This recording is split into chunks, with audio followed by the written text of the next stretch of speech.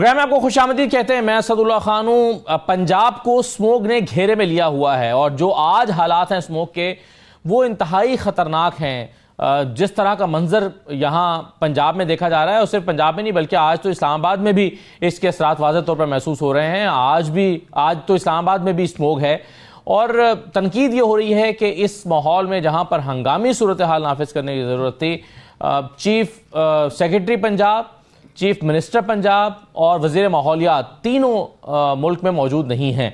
ज़ाहिर है chief minister साहबा तो अपने इलाज की गरज से बाहर हैं, लेकिन वज़ीर माहौलियात क्यों बाहर उनके साथ मौजूद हैं और चीफ सेक्रेटरी क्यों मौजूद है, इस पर तनकीद हो रही है। क्या पंजाब के पास इसका कोई वाज़ेह जवाब मौजूद है और क्या माहौल को बेहतर बनाने के लिए, स्मोक पर काबू पाने के लिए अभी तक जो इक़दाम उठाए गए थे वो कितने कारगर रहे हैं और क्या मज़ीद इक़दाम उठाने की ज़रूरत है और क्या स्मोक को कंट्रोल करने का कोई हल मौजूद है? क्योंकि अब स्मोक की वजह से मोटरवेज बंद हो रही हैं, दिन में भी इवन आप ड्राइव करने के काबिल नहीं हैं पंजाब के मुख्तलिफ शहरों में। तो ये सूरत हाल कैसे कंट्रोल होगी, एक तो हम इस पर बात करेंगे। दूसरा, 26वीं आईन तरमीम के बाद पैदा होने वाली जो कन्फ्यूजन है वो सुप्रीम कोर्ट भी जा पहुंची है। कई सवाल सुप्रीम कोर्ट के सीनियर 3 जजेस उठा रहे हैं।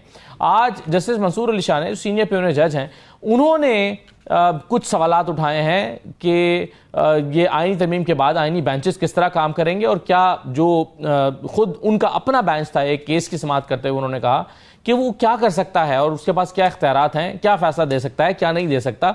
अगर 26वीं आईन तरमीम के बाद सुप्रीम कोर्ट के सीनियर 3 जजों को इन सवालों का जवाब मालूम नहीं है तो फिर किसे मालूम है?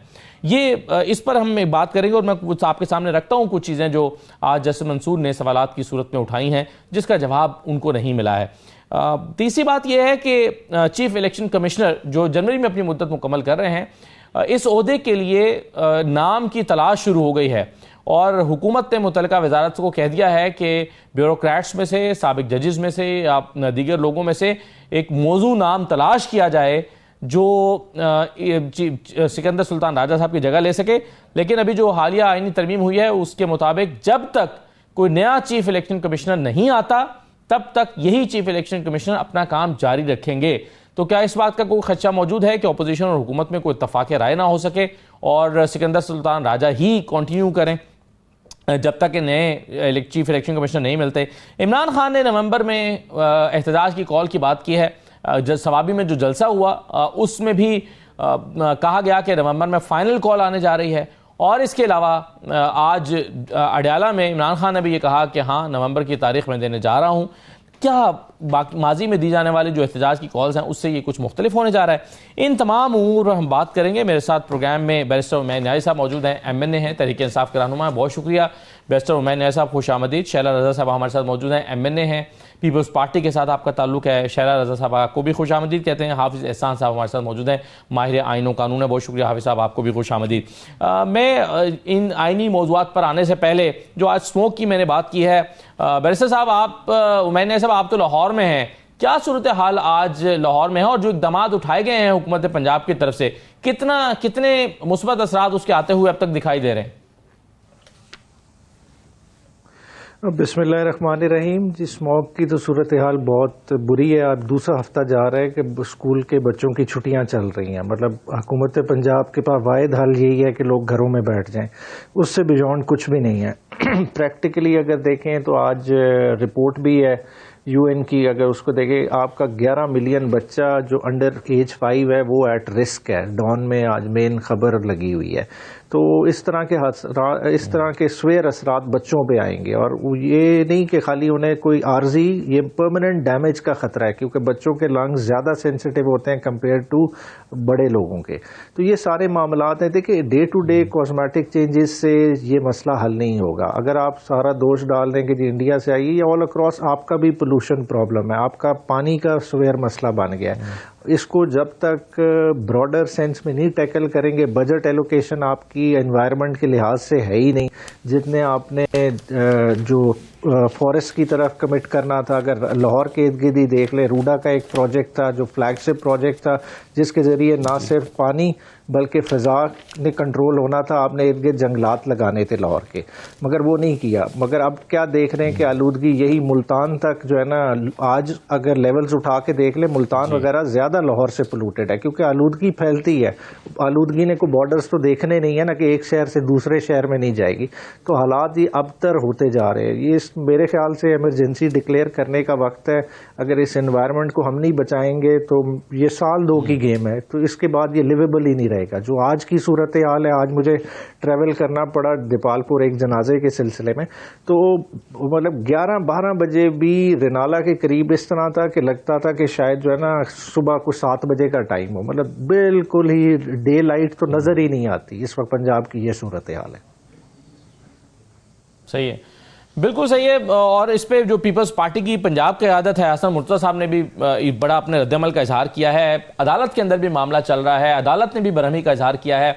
लाहौर हाई कोर्ट के जस्टिस शाहिद करीम साहब ने सवाल उठाए हैं और कहा है कि जो इक़दामात उठाने का कहा गया था वो नहीं उठाया गया या कंट्रोल नहीं किया जा सका।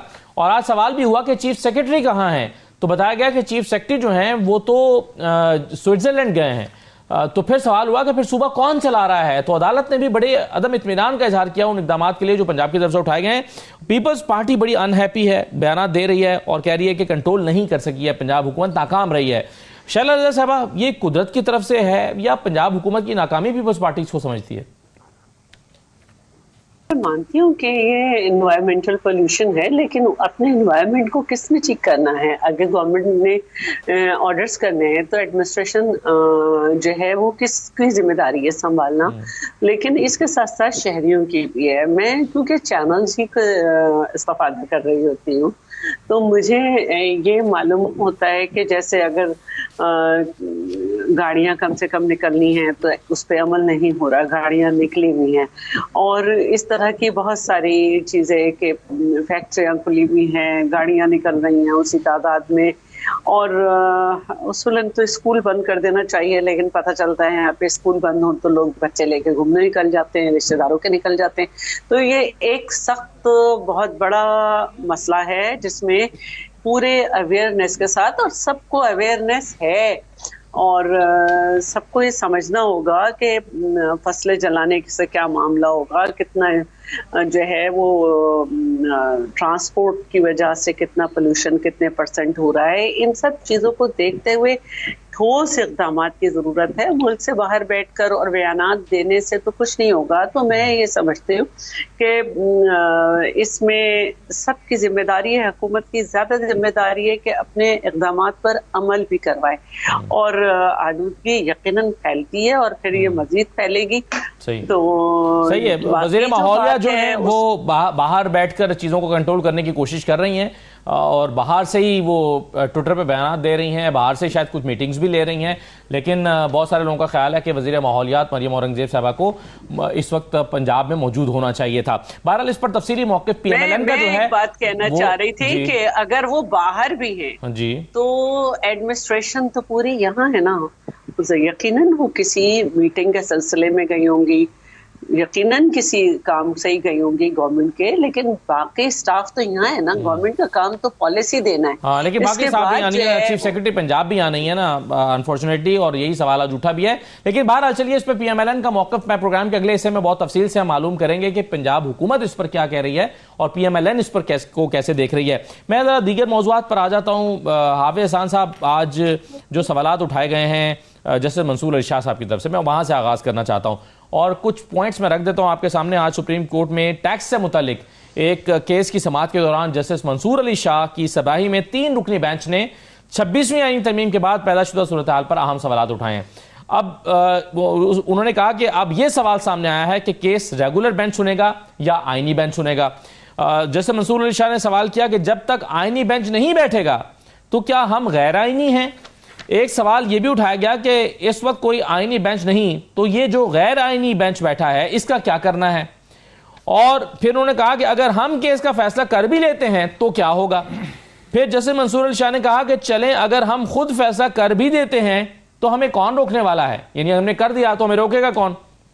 और जस्टिस अकील अब्बासी साहब ने सवाल किया कि अभी हम ये केस सुन भी सकते हैं या नहीं सुन सकते। तो ये सवालात आज हाफिज साहब उठाए गए हैं जस्टिस मंसूर अली शाह साहब की तरफ से, जो कि चीफ जस्टिस के बाद सबसे सीनियर जज हैं।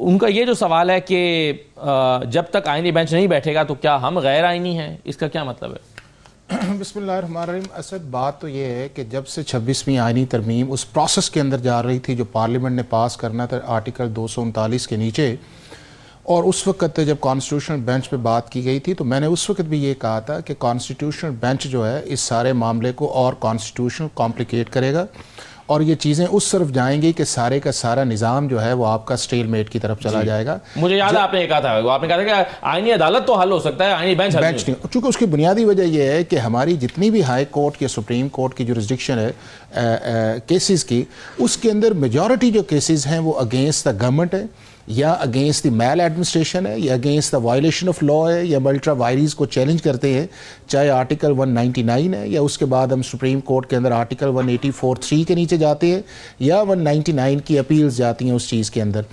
अब ये है कि जब ये मामला चला और पीटीआई की तरफ से एक सजेशन आया और मैंने उस वक्त भी कहा और आज भी मैं ये कह रहा हूँ कि ये जो निज़ाम हमने बनाया है ये निज़ाम चलेगा नहीं। उसकी बुनियादी वजह यह है कि सुप्रीम कोर्ट ऑफ पाकिस्तान या हाई कोर्ट की 199 के अंदर हर मामला कॉन्स्टिट्यूशन का होता है और कॉन्स्टिट्यूशन के अंदर जाके कौन तय करेगा। देखें ना कि आज आप देखें कि अगर आप इसी मॉडल के ऊपर चले गए जो आपका है, एक आपका रजिस्ट्रार काम करेगा यानी कि सुप्रीम कोर्ट के अंदर, एक आपका एसजेसी का सेक्रेटरी एक और उसका सेक्रेटेरिएट बनेगा, एक आपका जुडिशल कमीशन ऑफ पाकिस्तान का एक और सेक्रेटेरिएट बनेगा, फिर उसके बाद जो आपने अभी कॉन्स्टिट्यूशन बेंच बनाया है उसके अंदर भी आपने एक इंटरनल इनबिल्ट कमेटी बनाई है कि वो अब केसेस को फिक्स करेगी। फिर उसके बाद जुडिशल कमीशन जो है वो आपके पांचों हाई कोर्ट्स को जाके देखेगा जो जिसकी आपकी सुप्रीम कोर्ट ऑफ पाकिस्तान की डायरेक्ट कोई भी कॉन्स्टिट्यूशन के मुताबिक सुपरविजन उसके अंदर नहीं है। तो जब ये सारी चीजें उस कॉम्प्लिकेशंस की तरफ जाएंगी तो फिर जवाब एक ही आता है कि गवर्नमेंट को इतनी जल्दी क्या थी। भाई गवर्नमेंट को अगर एक प्रोसेस था कॉन्स्टिट्यूशन का था, उसका कॉन्स्टिट्यूशनल कोर्ट एक हल था, तो फिर उसके ऊपर बात की जाती ना। अब आप ये देखें कि अभी तो आपकी वो ऑब्जर्वेशंस आ रही हैं कि जो आपके रिपोर्टर्स जो हैं वो बेंच नंबर 1 में आज जस्टिस मंसूर बैठे थे या उस दिन भी जब आप जनसन मंसूर जो हैं चूंकि लाइमलाइट केस के अंदर है, चूंकि वो सीनियरिटी के अंदर वो हम सारे समझते थे कि वो पाकिस्तान के चीफ जस्टिस आएंगे, यही मामला जो है वो आपके हाई कोर्ट्स का है। अब हाई कोर्ट्स के ये वैलिड क्वेश्चन उठाए गए हैं, बिल्कुल वैलिड क्वेश्चन है। और देखें यही हाई कोर्ट्स के अंदर है कि आपकी 4 हाई कोर्ट्स जो हैं उन्होंने एक रेजोल्यूशन करनी है। अब वो रेजोल्यूशन जो है केपीके वाले कह रहे हैं हम रेजोल्यूशन नहीं करेंगे। जो आज हम मीटिंग के मिनट्स हमारे पास पहुंचे हैं, जैसे अमीनुद्दीन साहब ने जो अपने स्टाफ से मीटिंग की है उसमें वो कहते हैं कि mister Mazhar Ali Khan senior research officer has been given task to scrutinise the cases arising out of Article 119 of the Constitution। तो ऐसा लगता है कि आपके इन सारे टॉक शोज के अंदर जब बात इसको जस्टिफाई किया जा रहा था कॉन्स्टिट्यूशनल बेंच को, कोई कह रहा था जी 175 केसेस हैं, कोई कह रहा था जी 180 केसेस हैं और इतना बर्डन हमें जाना नहीं चाहिए कॉन्स्टिट्यूशनल कोर्ट की तरफ। तो अगर 170-80 होते तो आज वो कमेटी के अंदर आ जाते हैं ना कि जी 180 के केसेस हैं, आप इसका फैसला करें। और क्या असद ह्यूमनली पॉसिबल है कि आपके 7 जजेस जो हैं उनको आप एक केस के ऊपर बिठा दें और मैक्सिमम वो आपकी 10 से 12 की कॉज लिस्ट निकालेंगे और अगर आपके केसेस के थाउजेंड्स के अंदर चले जाएंगे तो ह्यूमनली किस तरह पॉसिबल है कि वो सारी चीजों को करेंगे। तो मैं ये समझता ये हूं कि जजेस की रिजर्वेशंस अपनी जगह, पॉलिटिकल पार्टीज का स्टैंस जो है वो अपनी जगह। अगर हमने और इस सारी जो अमेंडमेंट्स आई हैं उसके अंदर असल 2 चीजें आ गई हैं। एक ये आ गई है कि जो पार्लियामेंट का सुप्रीम कोर्ट के साथ एक इम्बैलेंस बना हुआ था उसको पाकिस्तान की पार्लियामेंट ने एड्रेस कर लिया है काफी हद तक। लेकिन जो दूसरा जो बुनियादी फोकस था कि पाकिस्तान के आम आदमी को इंस्टेंट जस्टिस चाहिए, इन सारी जो अमेंडमेंट्स आई हैं, जो 26वीं आईनी तरमीम सेंट्रिक सुप्रीम कोर्ट या हाई कोर्ट से आई है, उससे आम आदमी को कोई फायदा नहीं है। उसके केसेस तो और कंफ्यूजन में जाएंगे कि जी मेरा जो है वो 7 मेंबर बेंच में जाएगा कि मेरा रेगुलर में जाएगा और यही हाई कोर्ट्स के अंदर जाएगा। वाइज इसके अंदर डिसीजन ये है कि बजाय इस चीज को क्रिटिसाइज करें, जजेस को एम्बैरस करने। और अगर आप देखें अभी तो यह ना कि कमेटी कहेगी जी फर्ज किया 10,000 केस है या 12,000 केस है, क्योंकि सुप्रीम कोर्ट के अंदर हर मामला क्वेश्चन ऑफ लॉ पे जाता है। अगर वो जाते हैं और मैं कल को किसी रेगुलर बेंच पे जाता है केस तो मैं कहता हूं, और दूसरी तरफ उमर होते हैं तो मैं कहता हूं कि जी ये तो कॉन्स्टिट्यूशनल मैटर है, तो जज जो है वो पीछे हट जाएगा। तो ये बिल्कुल सही है, मतलब ये तो हर केस में ये इम्कान मौजूद रहेगा, हर केस के अंदर आएगा। और केस सिर्फ देखें कि आप देखें कि आपकी हाई कोर्ट्स के अंदर क्या आएगा। अभी तो उनकी रेजोल्यूशन सही है, लेकिन जब रेजोल्यूशन आएंगे तो आप ये देखें कि कितना ज्यादा इस मुल्क के अंदर मेस क्रिएट होगा। आप आईनी अदालत के हक में थे, आपके साथ बहुत सारी अभी भी आप हैं, लेकिन उसमें सर ये ना कि बिलावल साहब ये कहते रहे मुसलसल, वो ये कहते रहे कि जी आप इसका नाम कुछ भी रख दें, इससे कोई फर्क नहीं पड़ता, मकसद तो हल हो गया। ना वो एंड पे था। हाँ देखिए पहले लेकिन इसको सेलिब्रेट किया ना। एक कसम पहले ये था, सिर्फ फिर पहले ये था पीपल्स पार्टी सबसे बड़ी इसकी स्टार सपोर्टर सी कॉन्स्टिट्यूशनल कोर्ट की सीओडी की बुनियाद, पीएमएलएन थी। मौलाना फजलुर रहमान साहब ने असेंबली में कहा, जब सारे उसकी तरफ जा रहे थे तो दो चीजें आड़े आ गई। एक, जस्टिस फाइज ईसा साहब आड़े आ गए कि जी 65-66 उनको अकोमोडेट किया जा रहा है, और दूसरा कहा गया कि पता नहीं जजेस ये अपने लेके आएंगे।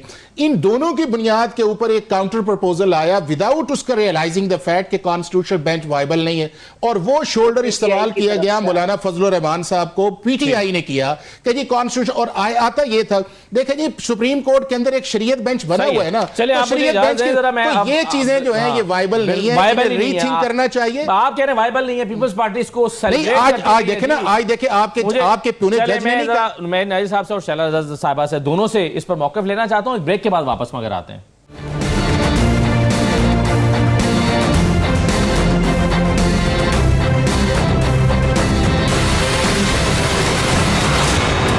ब्रेक के बाद दोबारा खुशामदीद कहते हैं। बैरिस्टर उमैर न्याज़ी साहब, ये जो आज सवालात उठाए हैं जैसे मंसूर ने, एक सवाल उसमें से ये है कि उन्होंने कहा कि इस वक्त कोई आईनी बेंच नहीं है, तो ये जो गैर आईनी बेंच बैठा है इसका क्या करना है। और उन्होंने कहा कि अगर हम इस केस का फैसला कर देते हैं तो क्या होगा। अब यानी अभी स्क्रूटनी हो नहीं रही, एक केस बहरहाल ऐसा सुप्रीम कोर्ट के एक बेंच के सामने पहुंचा हुआ है जिसके बारे में वकला का यह ख्याल है कि आईनी बेंच के पास जाना चाहिए, लेकिन वो एक रेगुलर बेंच के पास गया हुआ है। तो ये मसाइल तो सर उठाना शुरू हो गए और जजेस सवाल उठा रहे हैं, क्या होगा अब। हाँ जी, जैसा हाफिज साहब ने बताया, बुनियादी तौर पे देखें, आपने आईनी तरमीम लाए हैं जल्दबाजी में, ठीक है, और आईनी तरमीम की कोई ज़रूरत नहीं थी। बुनियादी तौर पे आपका जुडिशल सिस्टम नाकिस काम कर रहा है, वो हर किसी को पता है, मगर उसकी बेहतरी के और बहुत सारे तरीके थे। ये जो आपने शुरू किया बेहतरी के नाम से प्रोजेक्ट, और बुनियादी तौर पे मकसद क्या था कि एक ख़तरा डेवलप हो गया रिज़र्व सीट के फैसलों के बाद कि जी शायद इलेक्टोरल ऑडिट खुल जाएगा, और उस जल्दबाजी में सारे निज़ाम को अब हमने धर्म भरम कर दिया। और आप खुद देख रहे हैं कि जुडिशरी के अंदर से ये आवाज़ें आ रही हैं। आज आप देख रहे हैं वही सुप्रीम कोर्ट जो तमाम फैसले करती थी, वो उसकी जो है ना बेतौकीरी की गई है कि आज जजेस भी एम्पावर्ड फील नहीं कर रहे, और उन्हें लग रहा है कि शायद ये केस अब उनके दायरे इख्तियार में नहीं है, वो उस तरह से जो है ना इसको डील नहीं कर सकते, डिसाइड नहीं कर सकते। तो ये बहुत स्वेयर मसले हैं, और ये बॉटलनेक्स आने वाले दिनों में इतने स्वेयर हो जाएंगे। देखें, जब आप बेंच बनाएंगे, देखें 7 जजेस का आपने बेंच बना दिया, उसकी मुद्दत क्या रखी है, 2 माह, ठीक है। अब चलें वो कुछ केसेस सुनना शुरू कर देते हैं, लाजमी तो नहीं है कि तमाम केसेस 2 माह में ख़त्म हो जाएंगे। एक केस है, उसकी हियरिंग चलती जाती है, 2 महीने से ऊपर चली जाती है, फिर आप एक नया बेंच बना देंगे, फिर क्या उसकी दोबारा से हियरिंग स्टार्ट हो जाएगी केस की। तो ये एक ना ख़त्म होने वाला सिलसिला शुरू किया गया है। और साथ ही साथ आप देख रहे हैं कि हाई कोर्ट के लेवल पे कॉन्स्टिट्यूशनल जो लिटिगेशन है उसका वॉल्यूम और ही ज़्यादा है। 199 के तहत अगर खाली लाहौर ही देख लें, लाहौर में रोज़ की सैकड़ों के लिहाज से इंस्टीट्यूशन होती है, तो आप कितने आईनी बेंचेस बना लेंगे। मतलब ये चीज़ हल होने वाली ही नहीं है जिस चीज़ को इन्होंने छोड़ दिया। और खाली छेड़ा किस लिए कि ये खौफजदा हो गए कि जी जो सीनियर तरीन जज हैं पता नहीं वो क्या कर देंगे। हालांकि इस तरह नहीं होता। जुडिशरी आती है, जुडिशरी का एक अपना मिजाज होता है, उसके लिहाज से काम करती है। जुडिशरी में भी पोलराइजेशन हो जाती है, मगर आपने खुद देखा कि चीज़ें फिर सिमट जाती हैं। तो इसलिए ये सारे प्रोजेक्ट को मेरे ख्याल से इन्हें विड्रॉ करना चाहिए, इसमें दोबारा रीथिंक करना चाहिए, इस चीज़ को रीएवैल्यूएट करना चाहिए, और तमाम स्टेक होल्डर्स जिसमें आपका जुडिशल कमीशन ऑफ पाकिस्तान, उसकी एक सिग्निफिकेंस है, लॉ एंड जस्टिस कमीशन मौजूद है, हर साइड से जो है ना रिकमेंडेशन लेके अगर कुछ करना है फिर उसको आगे सोचा जाए। बिल्कुल सही है। तो शैला साहबा, आपने दोनों की राय सुनी है, दोनों वकला हैं, और वो कह रहे हैं कि रोल बैक करना पड़ेगा इसे, ये जल्दबाजी में किया गया है। और बैरिस्टर उमैर न्याज़ी का तो ख्याल है कि ये इसलिए किया गया है कि इलेक्टोरल ऑडिट का खतरा था हुकूमत को कि जैसे मंसूर आ गए तो फिर ये ऑडिट हो जाएगा 2024 के इंतखाबात का। क्या जल्दी थी? नहीं, लेकिन हाफिज एहसान है तो जिसकी वजह से मुझे एक ये आसानी होगी कि मुसलसल मावनत में थे JUI के साथ, और उन्होंने ये गवाही तो दी थी कि पीपल्स पार्टी और जो है वो कॉन्स्टिट्यूशनल कोर्ट चाहती थी। मौलाना के भी उस पे, मौलाना भी सिग्नेटरी हैं, जेयूआई भी रिप्रेजेंटेटिव है और पीटीआई भी जी। तो मसला ये था कि एक शख्स जो कि टेम्पल बेंच का मेंबर हो गया था, उसने पहले ही गवर्नमेंट को बता दिया था और वो नहीं था, लेकिन उसके चक्कर में इनको ये पर्सन स्पेसिफिक महसूस हो रहा था। तो ये इनकी तरफ से 4 अमेंडमेंट आई थी, हाफिज यहाँ मौजूद हैं, जिसमें से 2 मानी गई, जिसमें से 1 बेंच की थी, 2 को नहीं माना गया। जो बातें बाहर आई हैं मैं उन्हीं में से बात कर रही हूँ। और तो अब जो इसकी लीगल पोजीशन है मैं उस पर बात नहीं कर सकती, यही दोनों करेंगे। लेकिन ये बेंच की जो है ये इनकी तरफ से थी, जो अभी हाफिज ने कहा भी। तो मैं लेकिन शैला साहबा, ये आप इस चीज से इत्तेफाक करती हैं क्या कि ये बेंच मुफीद नहीं है, कोर्ट मुफीद होती? लेकिन बिलावल साहब ने इसको यूं ही सेलिब्रेट किया कि एक ही बात है, अगर आप वो नहीं हो सका, ये आप उन्होंने कहा कि आप नाम कुछ भी रख दें, मकसद तो हमारा हल हो गया। तभी तो आप सिंध में भी बेंचेस बनाने जा रहे हैं ना, वरना सिंध में अलग से। मैं एक बात कहूंगी, देखें मैं हूँ, बिलावल साहब हूँ, हम कानून को उस तरह नहीं जानते ना जिस तरह हाफिज जानते हैं, उससे जानते हैं। फारूक नाइक तो पीटीआई पूरे 1 मिनट मुशावरत में पूरे मौजूद थे ना, ये लोग, ये सारे लोग मुशावरत में मौजूद थे। कामरान मुर्तजा मौजूद थे, हाफिज भी वहाँ मौजूद थे, पीटीआई के तो काबिल तरीन लोग मौजूद थे। तो जिस चीज पे कंसेंसस हो सका वो यही था, और उसमें ये नहीं बोले। इनको क्योंकि बस फिर एक हिदायत आ गई थी, एक दिन इनकी वजह से लेट हुआ, तो अब जो इसके कंसिक्वेंसेस हैं उस पर मैं तो नहीं बात कर सकती। मैं तो यही बात कर सकती हूँ जो। और रही बात कि जब आइन साजी होती है, लकुनाज रह जाते हैं, दोबारा बैठ सकते हैं। पहले भी दावा किया जा रहा है कि जेयूआई ने इसका पूरा जहर निकाला, ये किया वो किया। तो अगर ये सारे माहिर कानून आइन ये समझते हैं कि दोबारा बैठा जाए तो दोबारा बैठ जाए। अब तो पीटीआई को तसल्ली होगी ना, फाइज ईसा चले गए, इन्होंने लानत भी करवा दी, वहाँ मुजाहरा भी करवा दिया, उनको मसला नहीं पड़ा। जो उनके रिटायरमेंट होने से पहले वो टेम्पल बेंच की तरफ से उन्हें ऑफर थी वो एक्सेप्ट कर चुके थे, तो अब बैठ जाए। जी आप साहब वो कहते हैं आप बैठ जाएं, इसमें क्या मसला, अगर कोई इसमें मसला है तो दोबारा बैठ जाएं। आप तो मुशावरत में शरीक हैं। असद मैं आपको एक चीज़ बताऊं, अगर आप उन आखिरी 3-4 दिन का एनवायरनमेंट आप देखें तो उसके अंदर पीपल्स पार्टी, मौलाना फजलुर रहमान साहब और गवर्नमेंट का एक इसके अंदर आइडिया ये था कि हमें पीटीआई को साथ लेके चलना चाहिए और एक कंसेंसस की तरफ जाना चाहिए। क्योंकि अगर आप इस मुल्क के अंदर एक कॉन्स्टिट्यूशन अमेंडमेंट करने जा रहे हैं तो उसके अंदर आपका जो मैक्सिमम है, जो आपने एजेंडा लेके आए हैं, उसके अंदर मिनिमम जो है वो आपका कंसेंसस आना चाहिए।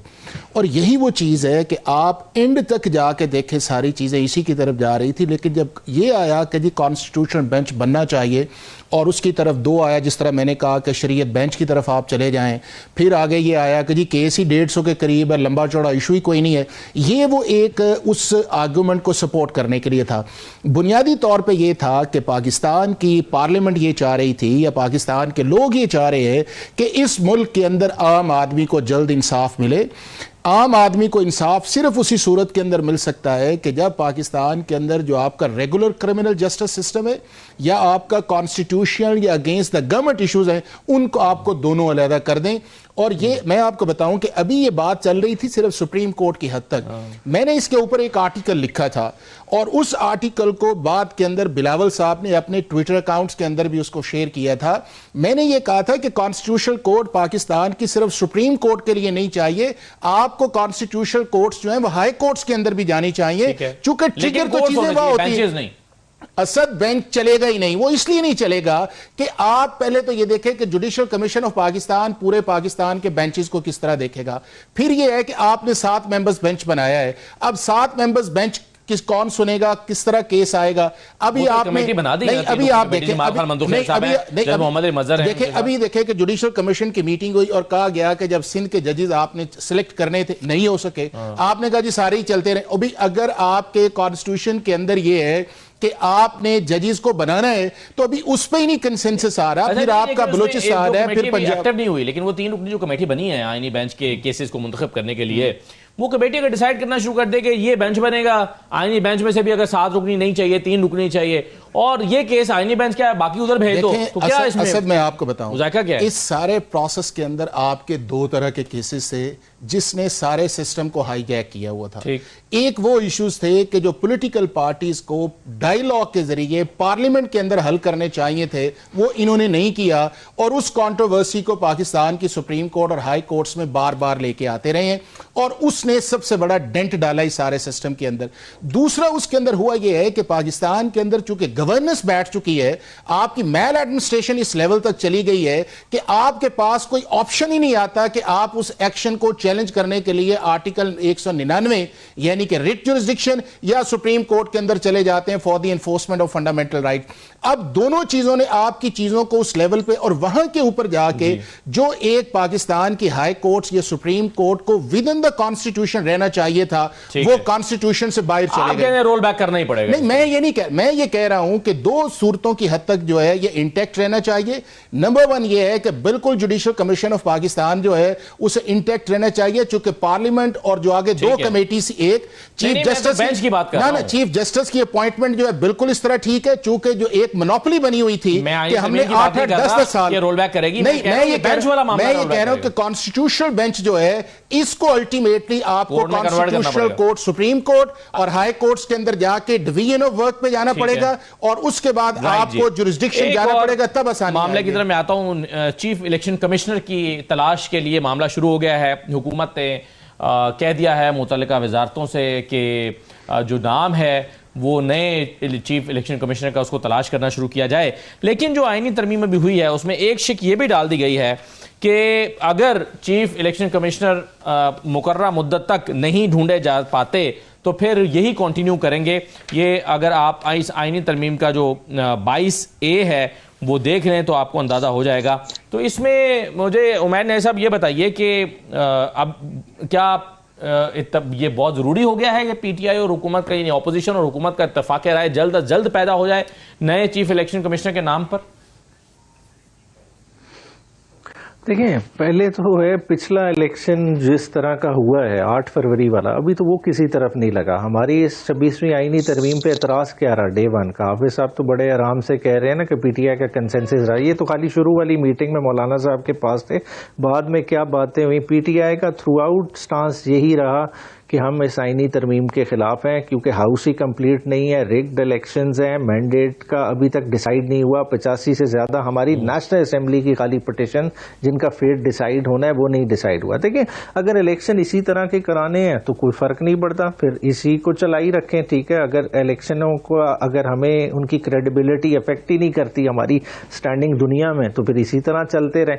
वरना जो है अब बेंच सिलेक्शन भी हुकूमत ने करनी है, जो बेंच सिलेक्शन में अच्छी परफॉर्मेंस दे उसको लगा लें, इसमें क्या फर्क पड़ता है। बात है निजाम को तो हम चला ही नहीं रहे। हम बेसिकली क्या कर रहे हैं, इलेक्शन का मामला है, ट्राइब्यूनल का मसला है या जो इंतखाबी उज़रदारियां हैं उसको सुनवाई का मसला है। अगर वो चलें काजी फैसल साहब के जमाने में आपको लगता है नहीं हो रहा था तो जस्टिस याह्या अफरीदी कर सकते हैं उसको। जरूरी तो नहीं है कि जस्टिस मंसूर के होने पर ही ये होना था। नहीं, कोई भी चीफ जस्टिस पाकिस्तान इस 26वीं आईनी तरमीम के बाद नहीं कर सकता। जो मामला कर दिया है चीफ जस्टिस की तो पोजीशन सर्मोनियल हो गई है, ठीक है। चीफ जस्टिस की अदालत के अंदर एक पैरेलल अदालत बना दी गई है और उससे जो जूनियर जज जो कि कॉन्स्टिट्यूशनल बेंच के हेड होंगे वो उससे बड़े जज बन गए हैं। देखिए, ओवरऑल स्कीम ऑफ थिंग्स में आप देखें कि जो चीज़ पहले डिसाइड आपके कॉन्स्टिट्यूशनल बेंच की कमेटी ने करनी है, वो समझेगी कि ये केस उनके सुनने का है तो वो वहीं रहेगा। जो उनसे काम बचेगा वो बचा खुचा काम जाएगा रेगुलर सुप्रीम कोर्ट को, और सुप्रीम कोर्ट उसका फिर बेंच बैठेगा, वो डिसाइड करेगा कि आगे ये केस किसने सुनना है। तो सूरत हाल तो सुप्रीम कोर्ट की ये बना दी गई है। जब आप निज़ाम के अंदर निज़ाम को, ये तो उसी तरह है कि पार्लियामेंट के अंदर आप 2 वजीर आजम बना दें, एक पीपल्स पार्टी का हो एक नून लीग का हो, ठीक है, और निज़ाम चला लें। ऐसे तो नहीं निज़ाम चलेगा ना। जब चीफ एग्जीक्यूटिव एक होगा तो एक अदालत एक बंदा क्यों नहीं चला सकता? ये 2 हेड्स बनाने की क्या जरूरत पेश आई? देखिए, निज़ाम आपने खुद पेचीदा कर दिया, और इतना पेचीदा कर दिया है कि ये चलने लायक ही नहीं छोड़ा। आम आवाम का बार बार कहा जाता है, देखें पहले लॉजिक ये दी गई कि बड़े लोगों के केसेस उसको एंटेंगल कर देते हैं। देखें आम आदमी के केसेस कॉन्स्टिट्यूशनल नेचर के केसेस होते हैं। अभी पुरानी जूरिस्प्रूडेंस उठा के देख लें, दर्शन मसीह कौन था, ठीक है, रिपोर्टेड जजमेंट्स मौजूद है ना। आम आदमी के केसेस ऊपर तक जाते हैं जो कि लैंडमार्क केसेस कल को कन्वर्ट होते हैं। ये लाजमी नहीं है कि पॉलिटिकल पार्टीज के केसेस ही कॉन्स्टिट्यूशनल नेचर के केसेस हो। हर जगह लोगों के राइट्स एंड लिबर्टीज इन्वॉल्व हैं, उनको आप इस तरह से नहीं ट्रीट कर सकते। और उस ये मायोपिक अप्रोच रख के हमने ये चीज को सामने बनाया है। 7 ऑब्जेक्टिव क्या था कि निज़ाम अदल को ताबे कर लें हम एग्जीक्यूटिव के, जो कि बिल्कुल ही सरहन गलत अप्रोच है। देखें जजेस की अपॉइंटमेंट ठीक है पार्लियामेंट के तो शैला रजा साहिबा से आपका इख्तिलाफ भी इस बात दुनिया पर में है, इंटरनल के पीटीआई भी ऑन बोर्ड रही है। आप कह रहे हैं कि ऐसा नहीं है कि हम शुरू में सिर्फ ऑन बोर्ड थे, बाद में इत्तेफाक आपका नहीं था। शैला साहिबा हमारा क्लैरिक कैटेगोरिकल। देखिए पहले तो इनकी एक बात है जिसको मैं कहूंगी कि ये तो खुद भी बैरिस्टर हैं और हाफिज भी मौजूद हैं। 2/3 मेजोरिटी की बात है, हाउस पूरा नहीं, तो ये मुझे इनकी बात समझ में नहीं आई। अगर 2/3 मेजोरिटी नहीं हुई तो मुझे बताएं कि 2/3 मेजोरिटी से पास नहीं हुआ।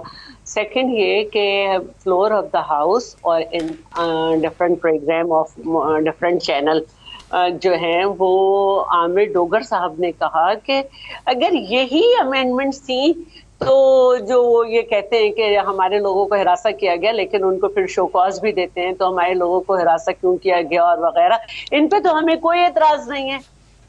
ये आमिर डोगर साहब ने फ्लोर पे भी कहा और मुख्तलिफ चैनल्स पे भी कहा। और फिर यही वजह थी कि वो चाहते थे कि जब चीफ जस्टिस के सिलेक्शन की कमेटी बनी थी तो उसमें जाएं, लेकिन जो इलेक्शन के वक्त इनकी पार्टी में आए थे अचानक कहा गया कि वो पॉलिटिकल कमेटी के हेड हैं और उन्होंने जो है उनको रोका। और अब जुडिशल कमीशन के वक्त ये लोग आ रहे हैं तो खुदा के लिए किसी एक जगह पे तो खड़े हो जाएं और आखिरी वक्त तक कंसेंसस में रहें। यहाँ तक कि इन्होंने कहा कि एक दिन असेंबली में देर से लाएं क्योंकि हमने मिलना है, और फिर अडियाला गए और ये मिले और फिर वही हुआ वहां से जो पुराने डायलॉग्स का नतीजा हुआ करता था, सब खत्म।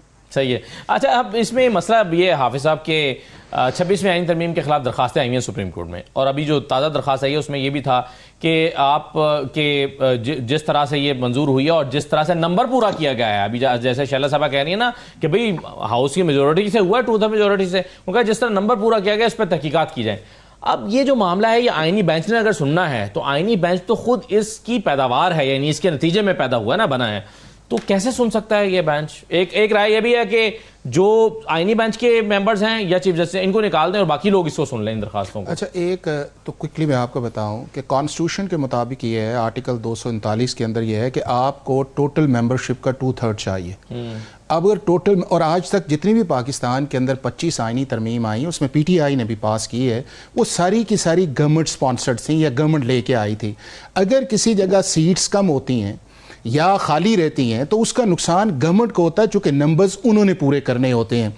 तो लिहाजा कॉन्स्टिट्यूशन के मुताबिक अगर 2/3 अक्सरियत टोटल मेंबरशिप की अवेलेबल है तो आपकी कॉन्स्टिट्यूशन अमेंडमेंट पास है। और अगर इस पॉइंट के अंदर इतनी जान होती तो पेशावर हाई कोर्ट इस मामले को स्टे कर देता। आपको याद है कि इधर प्रोसेस चल रहा था तो लाहौर पेशावर हाई कोर्ट के अंदर रिट्स भी फाइल की गई थी कि जी चूंकि केपीके का हाउस मुकम्मल नहीं है लिहाजा पार्लियामेंट एक्सरसाइज ना करे, और हाई कोर्ट ने स्टे नहीं दिया था। दूसरा सवाल यह है कि क्या पाकिस्तान की सुप्रीम कोर्ट के पास इलेक्शन फोरेंसिक ऑडिट की पावर है? बिल्कुल नहीं है।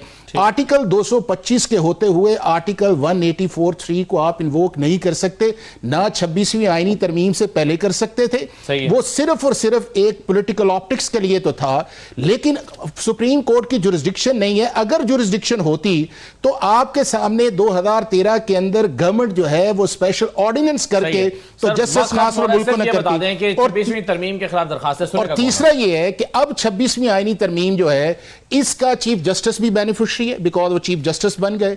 2 का कॉन्फ्लिक्ट ऑफ इंटरेस्ट आ गया। जो आपका मेन हेड है बेंच का, आप उसको मान नहीं रहे। उसके अंदर जो एक जज है आयशा मलिक साहब हैं या शायद वहीद साहब है, वो भी इसके इफेक्टिव हैं।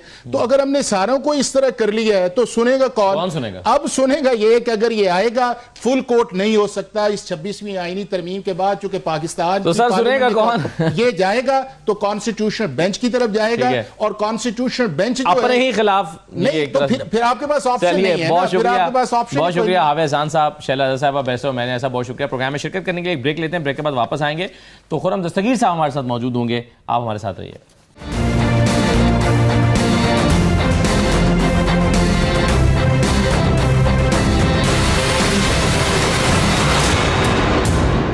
ब्रेक के बाद दोबारा आपको खुशामदीद कहते हैं। इंजीनियर खुर्रम दस्तगीर खान साहब हमारे साथ मौजूद हैं, मुस्लिम लीग नून के सीनियर रहनुमा हैं, साबिक वफाकी वजीर हैं। बहुत शुक्रिया खुर्रम दस्तगीर साहब, खुशामदीद। सर, स्मोक से आपका शहर और ज़िला भी मुतासिर हुआ है या कुछ सूरत हाल बेहतर है आपके यहाँ? जी नहीं, मुतासिर तो है, लेकिन कुछ बाकी शहरों के मुकाबले में हालात बेहतर हैं। अच्छा खुर्रम साहब, ये आपकी जो ओपोनेंट पॉलिटिकल पार्टीज़ हैं उनका ये ख्याल है कि कंट्रोल करने के लिए जो खातिर खा इंतजामात उठाने चाहिए थे और अमल दरामद करने के लिए जो चीज़ें होनी चाहिए थी वो पंजाब हुकूमत की तरफ से नहीं हुई। आपकी क्या राय है?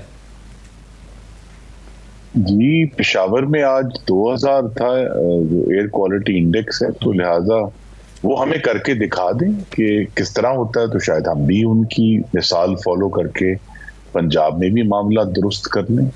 लेकिन उनकी तरफ से तो कोई मिसाल नहीं है, सिर्फ जब ये एक सूबे की जिम्मेदारी उनके हाथ में है तो हम तो चाहते हैं कि वो हमें बताएं कि ना सिर्फ पोल्यूशन के मामले में बल्कि सेहत और तालीम और अमन और अमान के मामले में भी वो करके दिखाएं, हमें बताएं कि कैसे बेहतर होता है। लेकिन उस वक्त उनका सारा फोकस जो है वो अपने जो सूबा है खैबर पख्तूनख्वा, उसके वसाइल, हथियार, लोग, गाड़ियां, वो सिर्फ लेकर उस पर वफाक पर हमलावर होना चाहते हैं या अपने सूबे में अपने जलसों में अमरीकी झंडे लहराना चाहते हैं। जो असल खिदमत है पाकिस्तान के अवाम की, उसकी तरफ तो उनकी कोई तवज्जो नहीं है। अजय, मेरा इशारा वैसे पीपल्स पार्टी की तरफ भी था, क्योंकि हसन मुर्तज़ा साहब ने प्रेस कॉन्फ्रेंस किया और उन्होंने पीटीआई से भी ज़्यादा तनकीद का निशाना बनाया है पीएमएलएन की लीडरशिप को पंजाब में। नहीं तो पीपल्स पार्टी के लिए भी तो यही इशूज जितने हैं वो सारे हर, क्योंकि पाकिस्तान की अवाम ने एक ऐसा फैसला किया जिसमें मुख्तलिफ जमातों के पास मुख्तलिफ सूबों की हुकूमतें हैं। ये बात ज़रूर है कि कराची और सिंध में जनूब में होने की वजह से उस तरह की ठंड या पहले टेम्परेचर का चेंज नहीं आता जिसकी वजह से हमें इस चीज़ का सामना है। लेकिन इसमें जो हुकूमत की तरफ से असल इक़दाम हैं वो तो ये हैं कि पाकिस्तान में जो चलने वाली गाड़ियां हैं उनके इंजन्स में जो तब्दीली आनी चाहिए और साथ ही जिस किस्म का ईंधन हम फराहम कर रहे हैं उसकी तरफ तवज्जो देनी है। वो हुकूमत तवज्जो दे रही है। जो एडमिनिस्ट्रेटिव स्टेप्स उठाए जा सकते थे वो मरीम नवाज साहिबा ने बतौर चीफ मिनिस्टर उठाए हैं और आने वाले दिनों में मजीद उठाएंगे। उसके बाद जो आखिरी एक इशू डिस्कस होता है कि जी क्या डिप्लोमेसी के जरिए हिंदुस्तान से इस मामले में कोई ताउन हो सकता है जी, तो जरूर हो सकता है, क्योंकि अगर ये एक ऐसा क्लाइमेट चेंज या माहौलियाती तब्दीली जो है एक ऐसा मामला है जो कि सरहदें नहीं देखता और सरहदों के पार गुजरता है, तो अगर इस पर कोई आपस में बात तो हो सकती है तो ज़रूर करनी चाहिए।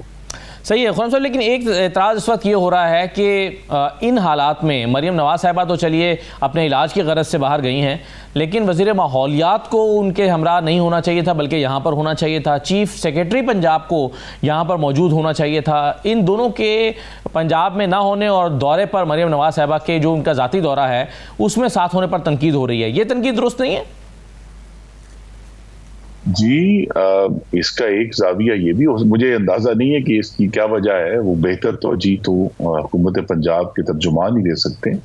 लेकिन अगर वज़ीर आला जो है अपनी इलाज के दौरान भी पंजाब के सारे मामलात से मुकम्मल तौर पर आगाह रहना चाहती हैं और वो चाहती हैं कि वो सही इंफॉर्मेशन की बुनियाद पर अगर जरूरत पड़े तो फैसले भी कर सकें, तो इसलिए वो अपना काम जारी रखे हुए हैं। मतलब ये भी है इसका कि वो निजी दौरे पर भी अपना काम उन्होंने नहीं रोका और वो अपना काम जारी रखे। उनके जो मुआविन हैं उनके साथ मौजूद हैं और यहाँ से जो रिपोर्टिंग हो रही है उसके मुताबिक वो फैसले कर रही हैं। असल इशू है लेकिन स्मॉग की तरफ आना बड़ा सीरियस मामला है और इसमें वफाक और सूबों का ताउन भी चाहिए और जहाँ जहाँ जरूरत है कि वफाक ने जो स्टैंडर्ड्स हैं इम्प्रूव करने हैं, चाहे वो हमारे ईंधन के हैं, चाहे वो गाड़ियों के इंजन्स की जो स्पेसिफिकेशंस हैं, और सिर्फ आज का इशू नहीं है, ये आने वाले सालों की तरफ भी हमें आने वाले जो साल हैं उनके लिए अभी से अपनी स्पेसिफिकेशंस को इम्प्रूव करना है, ताकि हम उन पर इस्तेमाल करते हुए अगर आज एक इशू है कुछ साल बाद इससे निपट सकें। सही है। खुर्रम साहब, एक आज जो है वो 26वीं आईनी तरमीम तो हो गई, लेकिन जैसे मंसूर अली शाह साहब ने उस पर सवालात उठाए हैं, और सवालात उन्होंने ये उठाए हैं कि आखिर कैसे पता चलेगा कि ये बेंच ये केस जो हमारे पास लगा है ये हमारे पास नहीं आना चाहिए था, और अगर आ गया है तो क्या हम फैसला दे दें तो कोई हमें इसको रोकेगा, और क्या हम गैर आइनी बेंच हैं। कई सवालात उठे हैं और इससे अंदाज़ा होता है कि ऐसे इबहाम मौजूद हैं सुप्रीम कोर्ट के सीनियर तरीन जज के जहन में भी मौजूद हैं, तो ये निज़ाम चलेगा कैसे। अभी हमारे पास यहाँ पर आइनी माहिरीन बैठे थे, हाफिज एहसान साहब जो आइनी तरमीम के बड़े हक में थे, वो कहते हैं ये नहीं चल सकती, ये आइनी बेंच तो नहीं चल सकता। नहीं, देखिए, कहीं भी अगर खला है तो उसके दो तरीके हैं पाकिस्तान में, बल्कि पूरी दुनिया में।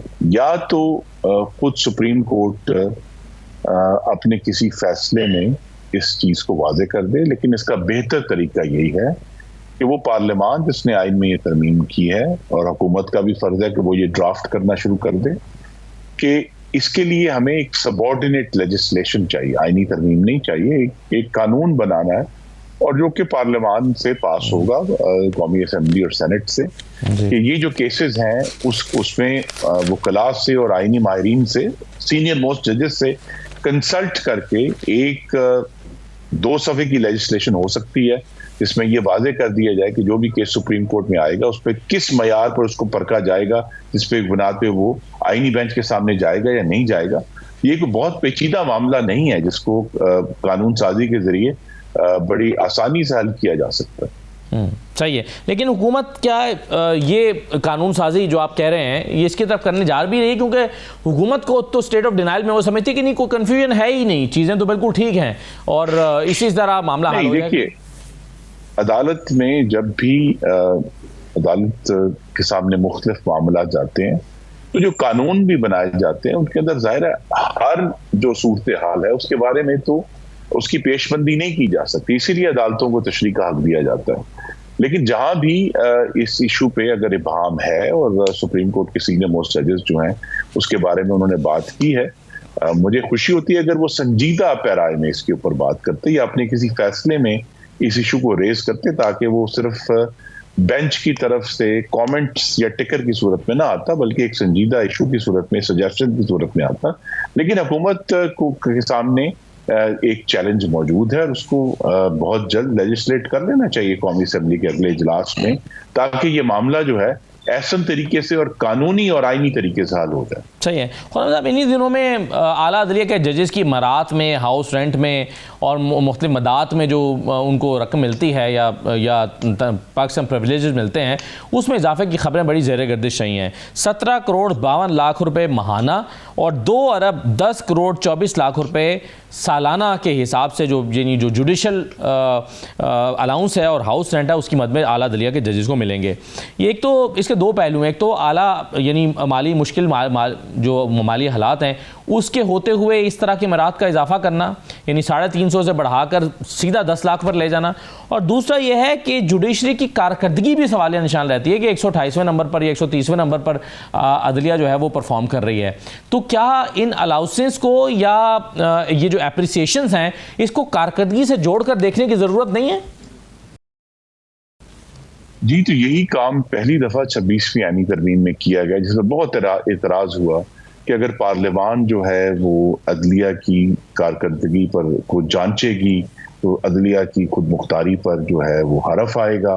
लेकिन हकीकत यही है कि ये पार्लियामान का काम है कि वो दूसरे, क्योंकि उनको पाकिस्तान के अवाम की तरफ से ये मैंडेट दिया गया है, तो लिहाजा ये बहुत एक मुस्बत अमल होगा कि आने वाले दिनों में पार्लियामान जो है इसको जांचे।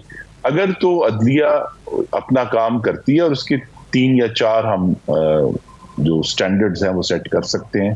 पहला तो यही है कि जो ज़ेरे इल्तवा केसेस हैं जो कि लाखों में है अगर आप सारे केसेस जज करें सेशन कोर्ट से लेकर सुप्रीम कोर्ट तक।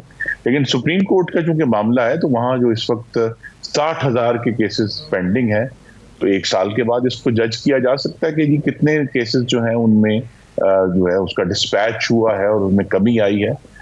जो जहां तक मरात में और तनख्वाह में इजाफे का सवाल है, ये तो उसका बेहतर जवाब काबीना के किसी रुकन से आप जो है वो मांगिए, क्योंकि उनके सामने वो सारी वजूहात रखी गई होंगी जिसकी बेसिस पे ये काम किया गया। आपने कहा खुर्रम साहब के पार्लियामेंट जो है वो ज़ाहिर कारकर्दगी को जांचेगी और 26वीं तरमीम के बाद, लेकिन जांचना सिर्फ इस हद तक है कि जैसे पार्लियामेंट ने मुनासिब समझा है या जुडिशल कमीशन ने मुनासिब समझा है कि जस्टिस मंसूर से ज़्यादा जस्टिस याहिया अहल हैं और उनको चीफ जस्टिस होना चाहिए, लेकिन साथ ही साथ अगर वो समझते हैं कि एक जज अहल नहीं है चीफ जस्टिस बनने का, तो फिर उसके खिलाफ कार्रवाई करने या उसको उस ओहदे पर बरकरार ना रखने का भी तो फिर कोई सिस्टम होना चाहिए। यानी एक शख्स जो चीफ जस्टिस नहीं बन सकता वो सीनियर 3 जज फिर कैसे बन के और फिर जुडिशल कमीशन में कैसे बैठ सकता है? नहीं, देखिए, एक तरफ है क्वालिफिकेशन, दूसरी तरफ है डिसक्वालिफिकेशन। तो जस्टिस मंसूर अली शाह क्वालिफिकेशन के लिहाज से बड़े आला मुकाम पर हैं और उनकी ओवरऑल जो जूरिस्प्रूडेंस है वो बड़ी काबिले एहतराम है। लेकिन अगर कोई ऐसे इश्यूज थे जिसकी बुनियाद पे उन्हें हाईएस्ट लेवल पे एलिवेट नहीं किया गया, इसका ये मतलब नहीं है कि वो जज रहने के क्वालिफाइड नहीं, वो जज रहने के बिल्कुल क्वालिफाइड हैं और बड़े मोहतरम और फाजिल जज हैं। जो मैं बता दूं कि देखिए 3-4 चीजों पे हमने जज करना है। जुडिशरी को बड़ा जरूरी हो गया कि इसको खुलकर बात की जाए। एक तो मैंने कहा कि क्या जो ज़ेर इल्तवा केसेस हैं उनमें कमी आई है या नहीं आई, लेकिन दूसरा ये है कि क्या जो फैसलों का मयार है, चाहे वो सेशन कोर्ट है, चाहे वो हाई कोर्ट्स हैं, चाहे वो सुप्रीम कोर्ट है, जो quality of the decision making जो है उसके ऊपर भी एक चेक रखना है। हमारी ये ख्वाहिश होगी कि ये काम जुडिशरी अभी भी खुद करे तो हमारे लिए बहुत अच्छा है, लेकिन बहरहाल ये भी है। तीसरा जो इशू है वो ये कि क्या जुडिशरी जो है वो अपने अंदर कोई एहतसाब कर रही है नहीं कर रही, क्या जो है अगर सेशन कोर्ट्स में ऐसे लोग हैं जो बेहतर फैसले नहीं लिख रहे या आइन या कानून के मुताबिक के खिलाफ फैसले कर रहे हैं, क्या उनकी कोई बेहकनी होगी, उनकी अकाउंटेबिलिटी होगी? ये भी एक बड़ा सीरियस इशू है। चौथा जो है जो कि सबसे मुश्किल है लेकिन बहरहाल उसको जरूरी है कि क्या सुप्रीम कोर्ट के फैसले जो है वो पाकिस्तान के आइन को और जमहूरियत को तकवीयत दे रहे हैं या नहीं दे रहे। तो ये 4 मेरे नज़र में ऐसे मयार हैं जिन पर जुडिशरी को आने वाले सालों में जिस पर जज करना चाहिए और इस पर ज़रूर बात करनी चाहिए। चाहिए। खुर्रम साहब, अभी IMF के हवाले से ज़ाहिर बजट में काफ़ी सारी शराइत रखी गई थी और हमने जो अहदाफ तय किए थे कुछ में हम पीछे चल रहे हैं। मसलन टैक्स कलेक्शन के अहदाफ में 3-350 अरब का शॉर्टफॉल है और इस पर IMF को तशवीश भी है। उनका एक नुमाइंदा वफ़द जो है वो पाकिस्तान पहुँच भी गया है। मिनी बजट आने की खबरें हैं कि मिनी बजट आएगा और IMF शायद ये शर्त आयद करेगा कि अगली आपको अगर किस्त चाहिए तो उससे पहले आपको मिनी बजट लाकर अपने अहदाफ को हासिल करना पड़ेगा। आप भी मिनी बजट आता हुआ देख रहे हैं? जी नहीं, मेरे ख्याल में तो पाकिस्तान की मईशत में जो अल्हम्दुलिल्लाह इस्तेहकाम आया है उसमें इस वक्त मिनी बजट या पाकिस्तान के अवाम पर मजीद टैक्स लगाने की कोई तौजी जो है वो नहीं है। एक जरूर चैलेंज है हुकूमत के सामने और वो ये है कि जो स्ट्रक्चरल रिफॉर्म करने हैं जिसका एक सिर्फ जाविया प्राइवेटाइजेशन है, तो क्या हुकूमत उस पर आगे बढ़ेगी या नहीं बढ़ेगी? आई थिंक यहाँ जो है एक अज़म का इम्तिहान है, क्योंकि जो सिर्फ PIA नहीं है और भी बहुत सारे सरकारी इदारे हैं जो पाकिस्तान के ख़जाने को, पाकिस्तान के अवाम का पैसा है उसको नुकसान पहुँचा रहे हैं, जिसकी वजह से हमें फिर कर्जे भी लेने पड़ते हैं और उसके अपने कॉन्सिक्वेंसेस हैं। तो लिहाजा यहाँ जो आई थिंक अगर हुकूमत, अभी IMF का रिव्यू मिशन आया, अगर हुकूमत अपने विजन को और अपने अज़म को डेमोन्स्ट्रेट करे कि हम इसमें संजीदा हैं और हम एक ट्रांजैक्शंस 1, 2, 3 जो हैं करके पाकिस्तान को ये रिलीफ दिला सकते हैं, तो ये टैक्सेशन, मजीद टैक्सेशन की जरूरत नहीं रहेगी। चाहिए। आपने प्राइवेटाइजेशन का जिक्र कर दिया सर, क्या वजह है PIA को प्राइवेटाइज करने के हवाले से जो बोलियां आई हैं उसमें बड़ी एक मायूसी का सामना हुआ है पूरी कौम को भी और शायद आई एम श्योर हुकूमत को भी, वजारत को भी। क्या हुआ है ये आपके ख्याल में? जी मैं तो क्या सारा ही कर सकता हूँ क्योंकि नंबर्स एक्चुअली या कैलकुलेशन मैं तो आपसे आपके तजर्बे की रोशनी में मैं अपने तजर्बे की रोशनी यही है कि हम सब एक जहां सरकारी एहसासों का मामला आता है एक जज्बाती रविश का शिकार है। पीआईए के पिछले कम से कम 30-35 साल से बहुत बड़े फाइनेंशियल लॉसेस हैं। तो जब हमें तो नजर आता है कि जी पीआईए के जहाज हैं और पीआईए के ये एसेट्स हैं या पीआईए के लैंडिंग राइट्स हैं या पीआईए की कुछ प्रॉपर्टीज हैं, लेकिन हकीकत ये है कि उनके अगेंस्ट पीआईए के जो लॉसेस हैं और अगर किसी भी आने वाले जो निजी ऑपरेटर होगा उसने उन सब लॉसेस को एज्यूम करना है या उनका एक हिस्सा एज्यूम करना है, तो ये सारा जो मामला है इसका बेहतर हल यही है कि कुछ शफाफियत लाकर कौम को ये बताया जाए कि अगर इसकी कम बोली भी लग रही है तो उसकी यही वजह है कि हमारे पास एक्यूमुलेटेड लॉसेस बहुत ज्यादा हैं। और जो एक जरूर हम सबके जहन में रवायती तौर पर है कि जी एक लफ्ज इस्तेमाल होता है कि जी नेशनल फ्लैग कैरियर, लेकिन अब एक ऐसा नेशनल फ्लैग कैरियर जो पाकिस्तान के अवाम के लिए एक परेशानी का बायस बन गया है उसकी परफॉर्मेंस के हवाले से और मालियाती नुकसानात के हवाले से, तो अब हमें बिल आखिर जो है वो उसको जिसे हम कहते हैं लेट गो करना है ताकि कोई निजी कंपनी आकर इस सारे मामले को देख सके, जिसमें ज्यादा अगर शफाफियत लाई जाएगी और खुलकर बात की जाएगी कि ये एक असासा जरूर है कौम का, हम सबका मुश्तरका असासा है, लेकिन इसकी इस वक्त हालत ऐसी है कि इसकी जो हकीकत पसंदाना कीमत है वही जो बोली में सामने आएगी। तो ये बात करके इस सारे इशू को सॉल्व किया जा सकता है और अगर ये ट्रांजैक्शन हुकूमत मुकम्मल करने में कामयाब हो जाती है तो हुकूमत की साख में भी इजाफा होगा और आने वाले जो प्रोजेक्ट्स हैं जो हुकूमत नेशनल फ्लैग कैरियर तो उसमें बैनुल-अक़वामी तौर पे बहुत ज्यादा इंटरेस्ट आएगा। सर नेशनल फ्लैग कैरियर जो है वो तो माली एतबार से डूब गया, लेकिन प्रोविंशियल फ्लैग कैरियर आपको लगता है कि आने वाले दिनों में ये वायबल हो सकता है आइडिया? जी बिल्कुल भी नहीं, ये बिल्कुल भी संजीदा सोच नहीं है। असल जो पीआईए का बहरान है वो यही था कि सरकारी तहवील का इदारा था और है, और सरकारी तहवील में होने के जो मुजबरात हैं वही हमें यहाँ तक लेकर आए हैं। तो अगर एक सरकार के हाथ से निकालकर किसी दूसरी सरकार के हाथ में देना है तो ये तो फिर इसी को ठीक कर लें, गलत फैसला होगा। जी बिल्कुल गलत फैसला होगा। बेहतर यही है कि पाकिस्तान के अवाम के कुछ शेयर्स मेंटेन करके जो कंट्रोलिंग इंटरेस्ट है उसको किसी निजी ऑपरेटर को दिया जाए जो इस सारे मामले को फिर मार्केट की बुनियाद पर चला सके। ठीक, बहुत शुक्रिया खुर्रम दस्तगीर साहब, बहुत शुक्रिया प्रोग्राम में शिरकत करने के लिए। ये नाज़रीन आज का प्रोग्राम था, इजाज़त दीजिए, अल्लाह हाफ़िज़।